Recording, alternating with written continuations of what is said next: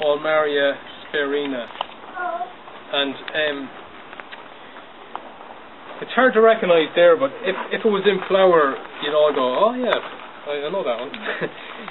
But in another, I think it's because we're having a really dry summer, it's not in flower yet, but in another month it should be.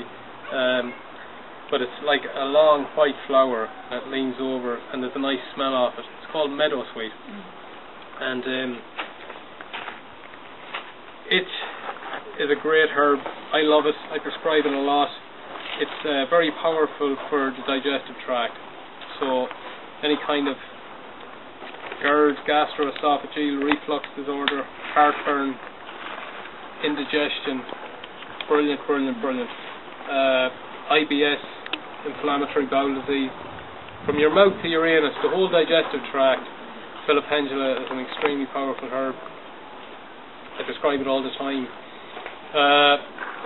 In 1800 and something, we first isolated aspirin from this plant. Aspirin is acetyl salicylic acid. What we get from Filipendula or willow bark, I'll come to that, is salicylic acid. So it's the natural active constituent, and it's a good digestive tonic, and it's anti-inflammatory. So as you might take an aspirin, what you might take an aspirin for, this is the natural version of it.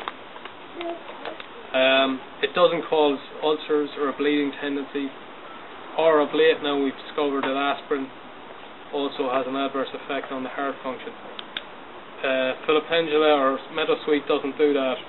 Again, when we get these things and we modify them, it's kind of like Russian roulette. We get a therapeutic effect, but we're not too sure what else it's doing. So, to give the example of this one, we got salicylic acid 100 years ago, and we added an acetyl molecule, and then we can patent it. So you can't patent natural things, and that's the crux of it, is that there's really no monetary value in patenting a natural thing. Well, you can't do it, first of all, but you don't really. If you design a clinical trial, a scientific trial of a couple of thousand people to test its efficacy, it costs about 80 million euros, and at the end of it, if it says, right, it works very well, then everyone can just go and make it and sell it in their shop. Like, you don't have that patent to get the money back in, like farmers squeeze it in their fingers and have it smell. Yeah, so after you smell it, you know where the name came from. Nice lemony, citrusy smell. Lemon balm is a nervous system tonic or a nervine tonic. It has a sedative effect, and it's just great for the nervous system in general. So anxiety, depression, mood swings. The essential oil I use clinically for herpes simplex, so for cold sores, and also genital warts. So it has a strong antiviral effect topically as an essential oil. And again, if you're making a tea here, you close the pot or cover the cup. Volatile oil, very important. Great for the digestive system, colic, IBS, any kind of spasm or cramps. Great in a blend. And there was some research done, a really good, strong clinical trial done on a blend of herbs for colic, and it worked extremely well. In all the kids, all the improved or disappeared. And teas are something you can give the kids, even young kids that won't exceed dose and so on. But lemon balm was one of them. Chamomile,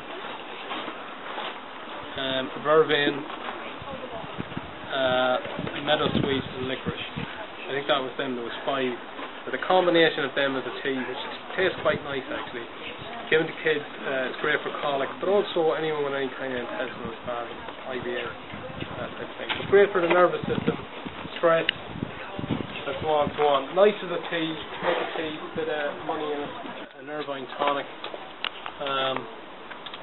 So stress, anxiety, as a sleep aid, that's where I use hops. I usually blend it with valerian.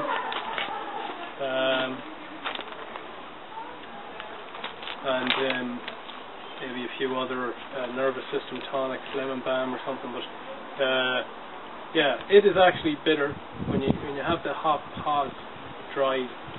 I sometimes give it as a tea. It's very bitter, so it works on the digestion, but also on the nervous system. This is lily of the valley. It's a herb you probably haven't heard much about, but it's I only use it rarely. It has quite a strong medicinal action on the heart. It's how it contains cardiac glycosides. You won't get it over the counter. You only heard them to prescribe it. It's like foxglove. You've heard of foxglove. It's still grow for to make pharmaceutical drugs, cardiac glycosides. It regularizes the beat of the heart. You know, so for cardiac failure, old age, for the heart just isn't pumping as good. Lily of the valley is very good. It's very important to get the dose right. You know your patient very well. But it's a traditional tonic for skin conditions. Works great topically if there's any irritated skin, but also it's good for the digestion, and it has an antifungal effect. What do you use? Flowers. Flowers, yeah. Okay.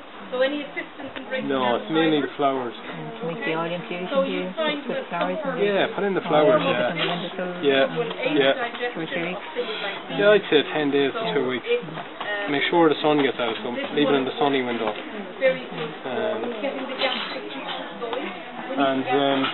But that's it. I probably missed one or two. Apologies, but that's it. Hope you enjoyed it.